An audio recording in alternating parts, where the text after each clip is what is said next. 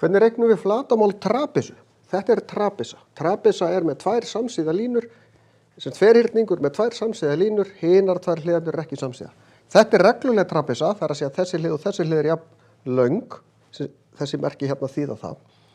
Það þýðir að ég get teiknað aðra línu hér sem er líka tveir, eins og þessi. Og þá get ég líka séð að hér eru tveir þríhyrningar. Því það er ein leiðin til þess að reikna þetta, það er að skipta þessu upp í svona þríhyrning, kassa í miðjunni og þríhyrning hér. Ég veit að kassin er 3 sinnum 2. Ég veit að hæðin í þríhyrningunum er 2, en hvað er þessi lína? Jú, ég veit að hér er 3, hérna niðri líka eins og uppi. Hvað er þá eftir í þessa 2 hér? Er ekki eftir 4? Af því að 7 mínus 3, tek 3 í burtu, þá eru 4 eftir, skiptið því í 2, þá er þetta 2 og 2. Síðan get ég reikna flatarmál á þessum, 2 sinnum 2 delt með 2, grunnlína sinnum hæð delt með 2, því þetta er þríhyrningur. Þetta er ferhyrningur, 2 sinnum 3.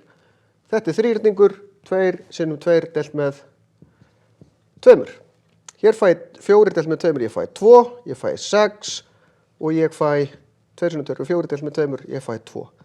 Ég fæ 10 millimetrar fermillimetra því ég er að reikna flatarmál. Það er önnur leið til þess að gera þetta. Það er að nota formúlu fyrir flatarmál trapisu, sem er þá flatarmálið er önnur grunnlínan, grunnlína 1 plus grunnlína 2, deilt með 2 sinnum hæðin. Ég tek meðaltalið af þessum 2, sem er þá 7 plus 3, deilt með 2 sinnum 2. 7 plus 3 deilt með 2, ég verð að gera það fyrst, af því að það er stórt deilingarstrik undir þessu. Ég fæ 10 deilt með 2, ég fæ 5 sinnum 2, sem er 10 fermillimetra, ég fæ sömu niðurstöðu. Í grunninn skiptir ekki öllu máli hvor aðferðin ég nota, það er gott að vera hins vegar meðvituð að það er hægt að gera þetta á fleiri en einn hátt.